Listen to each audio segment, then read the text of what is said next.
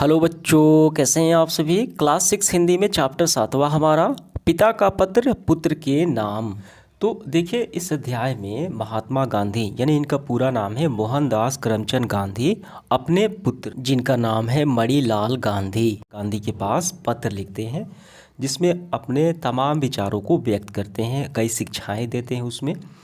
और ये जो पत्र लिखते हैं महात्मा गांधी प्रिटोरिया जेल जो दक्षिण अफ्रीका में स्थित है, 25 मार्च 1909 को ये पत्र लिखते हैं। तो ये सारे आपको याद रखने हैं, सवाल में पूछे जाएंगे। समझ में आ गया? तो चलिए इसके सारे क्वेश्चंस को हम लोग हल करते हैं। देखिए, सबसे पहले प्रश्न क्रमांक पहला, गांधी जी ने पत्र के माध्यम से अपने पुत्र को क्या क्या शिक्षाएं दी, वो हमें बताना है। देखिए, गांधी जी ने उन्हें 3 बड़ी महत्वपूर्ण बातें बताई। पहली बात अपनी आत्मा का, ठीक है, दूसरी बात अपने आप का, और तीसरी बात ईश्वर का सच्चा ज्ञान प्राप्त करना। ठीक है, अब इसके साथ अन्य बातें भी बताई, जैसे मेरी इच्छा है कि तुम एक परिवार में योग्य किसान बनो, और काम की अधिकता से घबराना नहीं चाहिए, ठीक है, ना ही अधिक सोचना चाहिए, ये बातें बताई। और एक आखिरी बात बताई, तुम रोज़ शाम में नियमित प्रार्थना करते रहोगे। ठीक है, तो आइए इसका आंसर हम लोग लिखते हैं। तो देखिए, इसका आंसर हम लोग ऐसे लिखेंगे, गांधी जी ने पत्र के माध्यम से अपने पुत्र को ये 3 बातें कही। पहली बात कौन सी? अपनी आत्मा का, दूसरी अपने आप का, और तीसरी बात ईश्वर का सच्चा ज्ञान प्राप्त करना। आत्मा का, अपने आप का और ईश्वर का सच्चा ज्ञान प्राप्त करना। इसके अतिरिक्त उन्होंने अन्य बातें भी कही है। अपने परिवार में योग्य किसान बनो, काम से मत घबराना, रोज़ नियमित पूर्वक प्रार्थना करना। ठीक है, तो यही हमारा आंसर इसका हो जाता है फाइनली। इसके बाद आगे बढ़ते हुए देखिए, दूसरा सवाल क्या है, गांधी जी ने असली शिक्षा किसे माना है, उल्लेख हमें करना है यानी बताना है। तो यहाँ पे आप नज़र डालिए, गांधी जी ये समझते थे, यानी मैं समझता हूँ कि केवल अक्षर ज्ञान ही शिक्षा नहीं है, सच्ची शिक्षा तो चरित्र निर्माण और कर्तव्य का बोध है। ठीक है, तो इसका आंसर हम यही लिखेंगे, गांधी जी ने असली शिक्षा चरित्र निर्माण और कर्तव्य का बोध है माना है। ठीक, तीसरा सवाल देखिए, गांधी जी के पत्र के माध्यम से किन बातों का महत्वपूर्ण माना गया है। तो मैंने आपको बताया है कि 3 बातें उन्होंने महत्वपूर्ण मानी। तो हम यहाँ से करेंगे, संसार की 3 बातें बड़ी महत्वपूर्ण हैं। ठीक है, इनको प्राप्त करने कर तुम संसार के किसी भी कोने में जाओगे तो अपना निर्वाह कर सकोगे। पहली बात अपनी आत्मा का, दूसरी बात अपने आप का, और तीसरी बात है कि ईश्वर का सच्चा ज्ञान प्राप्त करना। अपने आप का, आत्मा का और ईश्वर का सच्चा ज्ञान प्राप्त करना। तो ये पूरा आपको यहाँ तक कर लेना है।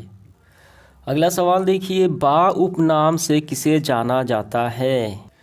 देखिए, गांधी जी पत्र लिखते हैं तो उन्होंने बा नाम का जिक्र किया है।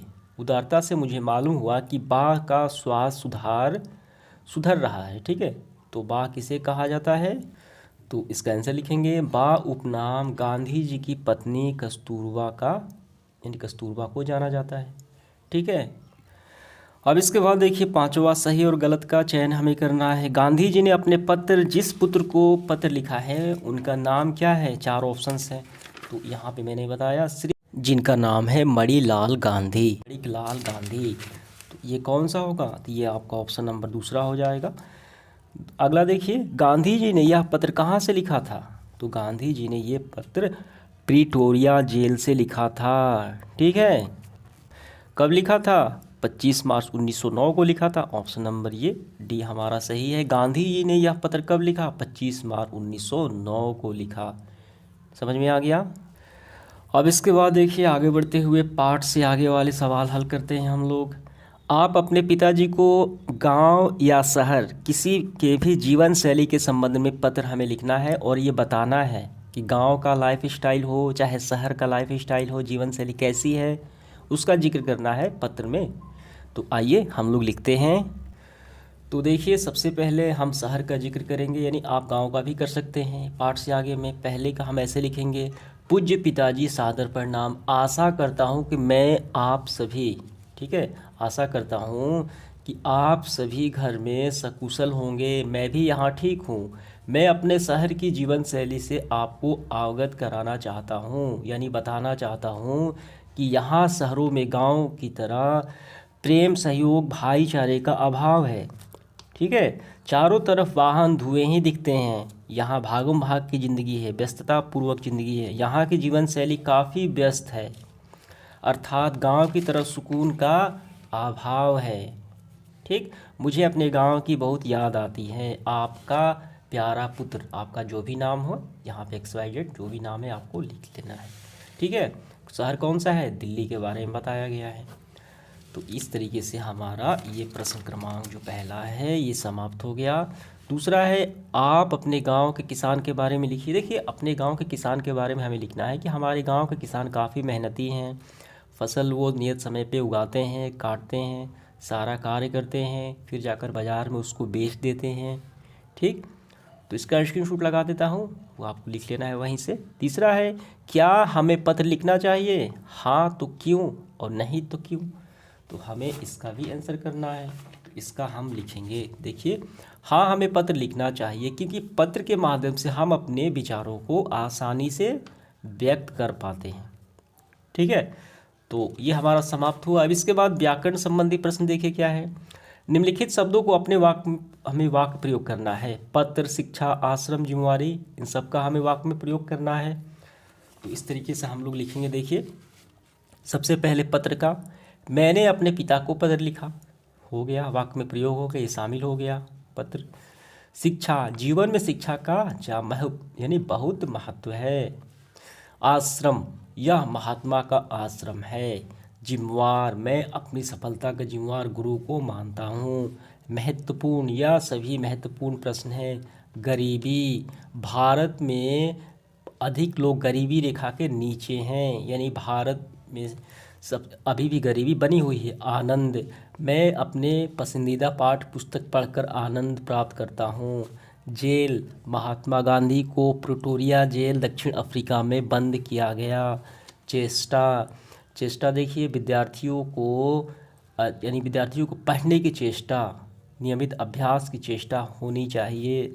सुख, ठीक है, तो सभी मानव सुख की कामना करते हैं। तो ये हमारा पूरा हुआ। अब इसके बाद देखिए क्या है, निम्नांकित शब्दों में साला, गाड़ी में वाहन, दुकान में दार जे जोड़े। ठीक है, तो ये अंत में जोड़े ये प्रत्यय कहलाते हैं। शुरू का ये उपसर्ग और अंत में ये प्रत्यय। देखिए, पाठशाला में क्या है, साला, गाड़ी वाहन में वाहन है। तो इसी तरीके से यहाँ पे बताया गया है। ठीक, तो यानी ये परिभाषा बताई गई है आपको, प्रत्यय किसे कहा जाता है। और यहाँ पे सवाल दिया गया है कि निम्नलिखित शब्दों में प्रत्यय चुन के हमें लिखना है। पहला है उदारता का क्या होगा, नियम पूर्वक का क्या होगा। देखिए, पहले में उदारता है तो उदारता का क्या होगा, तो लास्ट वाली ये ता होगा, ये ता का प्रत्यय यहाँ पे है। देखिए, अन्य भी बन सकता है, सफल में अगर ता जोड़ दे सफलता हो जाएगा, मनुष्य में मनुष्यता हो जाएगा। ठीक है, इसी तरीके से उदारता में उदारता है, उदार में ता जोड़ दे तो उदारता हो गया। नियम पूर्वक, तो इसमें क्या है, नियम पूर्वक में है पूर्वक।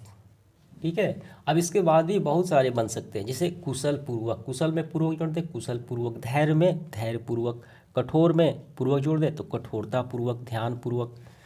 अब इसके बाद मूल्यवान में क्या है, वान है, मूल्यवान। ठीक है, भगवान में भगवान, जिस तरीके से यहाँ पे स्वामिक। ठीक है, स्वामिक में क्या है, इक है, इसका उच्चारण आ रहा है तो इसका प्रत्यय हो गया। लड़कपन में क्या है, पन है। तो ये हमारा समाप्त हो गया। नीचे दी गई भाववाचक संज्ञाएं दी गई हैं, इन्हें विशेषण पहले बनाना है। ठीक है, अब उसके बाद वाक्य में प्रयोग कर देना है, काफ़ी आसान है ये। देखिए, हम महत्व को पहले विशेषण बनाएंगे, कैसे बनेगा, तो महत्व का हम लिखेंगे महत्वपूर्ण कार्य। ठीक है, महत्वपूर्ण हो गया तो महत्वपूर्ण कार्य करना चाहिए। निश्चय का क्या हो गया, निश्चय पूर्वक, ये विशेषण हो गया, निश्चय पूर्वक विशेषण, निश्चय पूर्वक मैं कहता हूँ। उपयोग का क्या होगा, उपयोग का होगा उपयोगी। ठीक है, उपयोगी यानी वस्तु की उपयोगी हो गई, यानी उपयोगी वस्तु दान दो। सहानुभूति, तो सहानुभूति पूर्वक निवास करो। ठीक है, मानव, तो मानवीय गुणों को धारण करना चाहिए। तो ये हमारा पूरा हुआ। तो उम्मीद करता हूँ सारे सवाल आपको काफ़ी अच्छे से समझ में आ गए होंगे। धन्यवाद।